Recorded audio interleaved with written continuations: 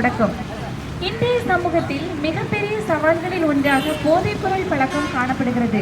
இது தனிநபரின் உடல்நலம், மனநலம், குடும்ப வாழ்க்கை மற்றும் சமூக அமைதியை பாதிக்கும் ஒரு தீய பழக்கமாகும். குறிப்பாக இளைஞர்கள் மத்தியில் போதைப்பொருள் பயன்பாடு அதிகரித்து வருவது கவலைக்குரியதாக உள்ளது. எனவே போதைப்பொருள் பற்றிய விழிப்புணர்வு அனைவருக்குமே அவசியம். போதைப்பொருள் பயன்படுத்துபவர்களின் உடல் மற்றும் மன ஆரோக்கியம் பாதிக்கப்படுகிறது.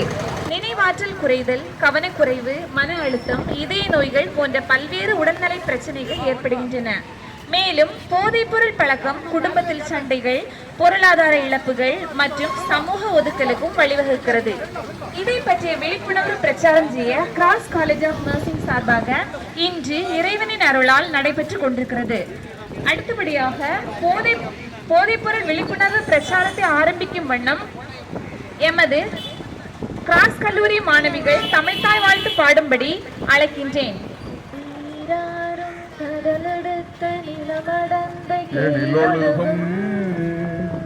சீராரும் வதனவன திகழ் பரத கண்டமிது தக்கஜனம் அதிசிறந்த திராவிடனும் திருநாடும் தக்க சிறு பிறை முதலும் தரித்தலரும் திலகமுமே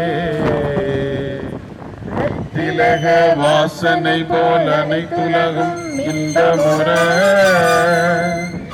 எத்தனையும் புகழ் வணக்க இருந்தவரும் தமிழ் வணங்கே தமிழ் வணங்கே சீரிழமை திறமை என்று செயல் மறந்து வாழ்த்துதுமே வாழ்த்துதுமே வாழ்த்துதுமே. தமிழ்தாய் வாழ்த்து பாடிய எம் மாணவிகளுக்கு நன்றி. அடுத்தபடியாக வரவேற்புரை கூறும்படி எமது கல்லூரி நர்சிங் டியூட்டர் திருமதி ரம்யா அவர்களை அழைக்கிறேன். அனைவருக்கும் இனிய காலை வணக்கம். கிராஸ் காலேஜ் ஆஃப் நர்சிங் சார்பாக நடத்தப்படும் போதைப்பொருள் ஒழிப்பு விழிப்புணர்வு நிகழ்ச்சியில் கலந்து கொண்டுள்ள அனைவரையும் வரவேற்பதில் மிகுந்த மகிழ்ச்சி அடைகிறோம். இந்நிகழ்ச்சியில் முதன்மை விருந்தினராக கலந்து கொண்டுள்ள மதிப்பிற்குரிய திருமதி மீனா, இன்ஸ்பெக்டர் ஆஃப் போலீஸ் அவர்களை அன்புடன் வரவேற்கிறோம். மேலும் சிறப்பு விருந்தினருமான மதிப்பிற்குரிய Thiru G Starly John, sub inspector of police அவர்களையும் இதயம் கணிந்து வரவேற்று கொள்கிறோம்.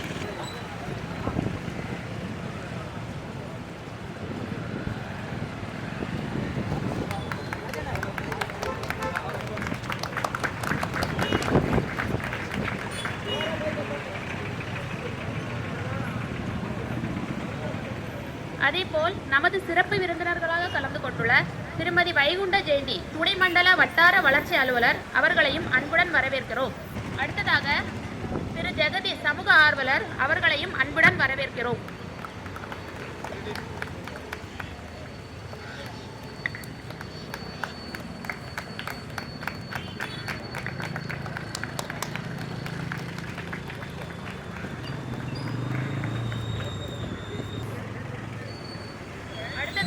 எங்கள் கல்லூரியின் முதல்வர் ரெவரண்ட் டாக்டர் சகா அருள்ராஜு அவர்களையும் அன்புடன் வாழ்த்தி வரவேற்றுக் கொள்கிறோம்.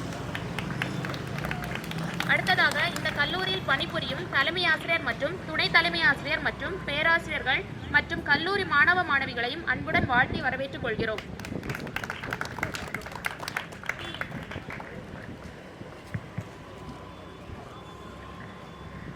மற்றும் இந்நிகழ்ச்சியில் கலந்து கொண்டுள்ள ஆட்டோ ஓட்டுநர் அவர்களையும் வாழ்த்தி வரவேற்றுக் கொள்கிறோம்.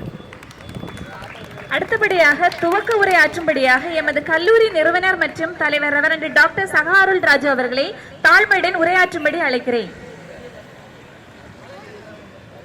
Hello. First of all, I thank God. இங்கே வந்து கிராஸ் காலேஜ் ஆஃப் நர்சிங் சார்பாக போதை விழிப்புணர்வு முகாமிலே கலந்து கொண்டிருக்கின்ற உங்கள் ஒவ்வொருவரையும் நான் வாழ்த்துவதில் மகிழ்ச்சி அடைகிறேன். குறிப்பாக சீஃப் கெஸ்டாக வந்திருக்கின்ற அன்புக்குரிய நமது Boothapandi sub inspector Stanley sir அவர்களை நான் வாழ்த்துகிறேன். அவரோடு வந்திருக்கின்ற அன்புக்குரிய பிசி அஜித்குமார் அவர்களை நான் வாழ்த்துகிறேன். இன்னுமாக ஜெகதீஷ் அவர்களை வாழ்த்துகிறேன். அன்புக்குரிய ஆட்டோ நண்பர்களை நான் வாழ்த்துகின்றேன். இன்னுமாக பிரஸ் ரிப்போர்ட்டர்ஸை நான் வாழ்த்துகின்றேன். இன்னுமாக principal, vice principal, coordinators, staff, non teaching staff ஒவ்வொருவரையும் நான் வாழ்த்துவதில் மகிழ்ச்சி அடைகிறேன். இறைவன் உங்கள் ஒவ்வொருவரையும் ஆசீர்வதிப்பாராக. குறிப்பாக இன்றைக்கு சமூகம் இன்றைக்கு கெட்டுக்கொண்டிருக்கிறது. எங்கு பார்த்தாலும் போதைப் பொருள் நிமித்தமாக இன்றைக்கு சமூகம் இன்றைக்கு கெட்டுக்கொண்டிருக்கிறது. இன்றைக்கு வாலிப பிள்ளைகளும் இன்றைக்கு கெட்டுக்கொண்டிருக்கின்றார்கள். இந்த போதைப் பொருள் நிமித்தமாக இன்றைக்கு நடைபெறுகின்ற காரியங்கள் உங்களுக்கு தெரியும். இன்னமாக பல குடும்பங்களிலே பொருளாதார சீர்குலைவுகள் இன்றைக்கு நடைபெற்றுக் கொண்டிருக்கின்றது. காரணம் என்னவென்றால், தான் சம்பாதிக்கின்ற பெரும்பாலான காசை கொண்டு இன்றைக்கு மதுக்காக அதை செலவழித்துக் கொண்டிருக்கின்றார்கள். இது நிமித்தமாக பலவிதமான கஷ்டங்களை இன்றைக்கு குடும்பங்கள் இன்றைக்கு ஒவ்வொரு நாளும் அனுபவித்துக் கொண்டிருக்கிறது.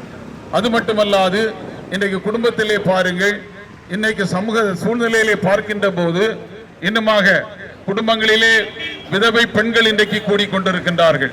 காரணம் என்ன? வீட்டின் தலைவர் குடித்து வரித்து பலவிதமான நோய்வாய்ப்பட்டு இன்றைக்கு இறந்து கொண்டிருக்கின்றார்கள்.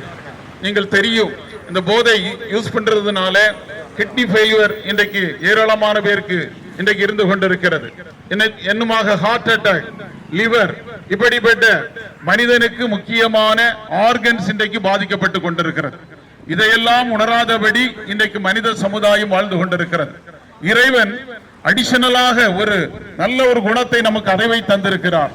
சிந்தித்து செயல்படக்கூடிய, நன்மை தீமை அறியக்கூடிய ஒரு நல்ல ஒரு காரியத்தை இறைவன் நமக்கு தந்திருக்கிறார். ஆனால் அதையெல்லாம் மறந்து இன்றைக்கு நாம் மிருகத்தை விட, மற்ற உயிரினங்களை விட மோசமாக இன்றைக்கு நடந்து கொண்டிருக்கிறோம். காரணம் என்னவென்றால், இந்த மதுவி நிமித்தமாக இன்றைக்கு சமுதாயத்திலே இன்னும் பார்க்கிற போது டைவர்ஸ், கணவன் மனைவிக்குள்ளான ஒரு சமாதானமான ஒரு உறவு கிடையாது. ஏதோ வாழ்கின்றார்கள், பிள்ளைகள் இருக்கின்றார்களே ஒழிய, இதன் நிமித்தமாக இன்றைக்கு டைவர்ஸ் கேஸ்கள் அதிகரித்துக் கொண்டிருக்கிறது. படித்த குமரி மாவட்டம் என்று சொல்லுகிறோம். இன்றைக்கு அநேக குடும்பங்களிலே டைவர்ஸ் இன்றைக்கு நடைபெற்றுக் கொண்டிருக்கிறது. விடோஸ் கூடிக்கொண்டிருக்கின்றார்கள். இதற்கெல்லாம் காரணம் இந்த போதை பொருளாக காணப்படுகிறது. இங்கே மட்டுமல்ல, இந்திய அளவிலேயும் இன்றைக்கு அதிகமாக காணப்படுகிறது. எனவே இதை நாம் கட்டுப்படுத்த வேண்டும் என்று சொன்னால் நம்மால் முடியும். எனவே இதை முதலாவது கட்டுப்படுத்தக்கூடியது நமது அரசு, மாநில அரசு, மத்திய அரசு. அதை இன்றைக்கு மறந்து விட்டது. ஏதோ பொருளாதாரத்துக்காக போதைப் பொருட்களை விற்று இன்றைக்கு ஒரு ஊரிலே மளிகை கடை இருப்பது போல இன்றைக்கு டாஸ்மார்க் இன்றைக்கு இருந்து கொண்டிருக்கிறது. எனவே இதன் நிமித்தமாக பல வேதனைகளை இன்றைக்கு சமூகம் இன்றைக்கு தாண்டி கொண்டிருக்கிறது. குறிப்பாக காவல்துறையினர் மிகவும் கஷ்டப்பட்டு கொண்டிருக்கின்றார்கள். எல்லாரும் சொல்வார்கள், காவல்துறையை ஈஸியாக சொல்வார்கள். கஷ்டமான ஒரு பணியை செய்து கொண்டிருக்கின்றார்கள். எதெடுத்தாலும் காவல்துறை. அப்படி அல்ல. அரசு என்ன சொல்கிறதோ அதை தான் காவல்துறை செய்ய முடியும். அதன்படி இன்றைக்கு பலவிதமான சமுதாய தாக்கல்கள் இன்றைக்கு சமூகத்தில் இன்றைக்கு ஏற்பட்டுக் கொண்டிருக்கிறது. குறிப்பாக அன்புக்குரிய ஆட்டோ நண்பர்களை நான் பார்த்து சொல்லுகிறது என்னவென்றால், ஒருவேளை கிட்டத்தட்ட ஒரு 30 பேர் நீங்க வந்திருக்கின்றீர்கள். இதை நீங்கள் ஒரு சவாலாக எடுக்க வேண்டும். நான் போதைப் பொருட்களை யூஸ் பண்ண மாட்டேன், என்னுடைய குடும்பத்தை நான் காப்பாற்றுவேன், என்னுடைய பிள்ளைகளை நான் காப்பாற்றுவேன், என்னுடைய பிள்ளைகள் ஆசீர்வாதமாக இருக்க வேண்டும் என்ற ஒரு உணர்வோடு நீங்கள் உலகத்திலே வாழ வேண்டும். அதற்காக தான் உங்களை நாங்கள் அழைத்து இருக்கிறோம், வேறு எதற்காக அல்ல. நீங்கள் முன்மாதிரியாக இருக்க வேண்டும். உங்களுடைய மனைவியோடு நீங்கள் சந்தோஷமாக இருக்க வேண்டும். உங்களுடைய பிள்ளைகள் எதிர்கால வாழ்க்கையிலே பெரிய ஒரு அரசு அதிகாரிகளாக, நன்மை செய்கின்ற மக்களாக காணப்பட வேண்டும். அதற்காக தான் உங்களை நாங்கள் அழைத்து இருக்கிறோம். உங்களுடைய குழந்தைகளையும் நாங்கள் அழைத்து இருக்கிறோம். எனவே அன்புக்குரியவர்களே, இதை நாம் ஒவ்வொரு நாளும் செய்ய இன்றைக்கு இறைவன் நமக்கு அழைக்கிறார். எனவே எல்லாரும் சொல்லலாம், போதைப் பொருள் நான் யூஸ் பண்ணிட்டேன், மாற்ற முடியும். எப்படி மாற்ற முடியும்?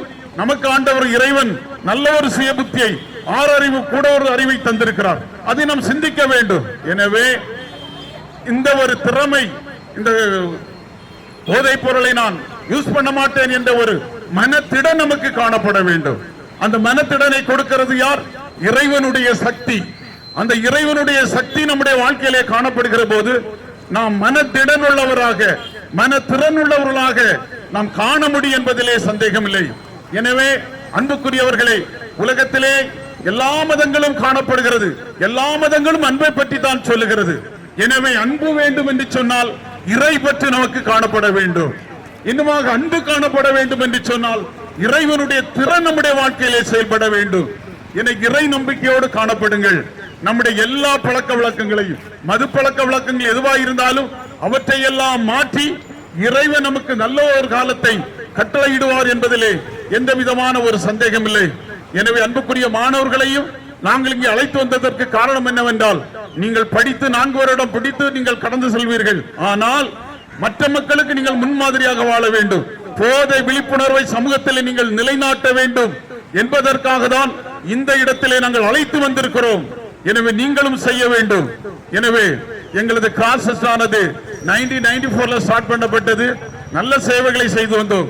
என்னுடைய பேடன் என்னவென்றால் 4ஆம் நம்பர் ரூட் என்ற பேப்பர்ல பாருங்க, ஏதாவது ஒரு கேஸ் இருக்கும், குடிவில்லா கேஸ், கொலை கேஸ். காரணம் என்னவென்றால் போதை பொருள் அதிகமாக நடமாடிக்கொண்டிருக்கின்ற இந்த 4ஆம் நம்பர் ரூட்டிலே இன்றைக்கு வாலிபர்கள் அழிந்து கொண்டிருக்கின்றார்கள். பெற்றோர்களே, உங்கள் பிள்ளைகளை எதிர்கால வாழ்க்கை நீங்கள் சிந்தனை செய்யுங்கள். உங்களுடைய பிள்ளைகள் வாழ வேண்டும், சமூகத்திலே ஆசீர்வாதமாக காணப்பட வேண்டும். எனவே நல்ல காரியங்களை கொடுங்கள். இறைவன் உங்களை ஆசீர்வதிப்பாராக.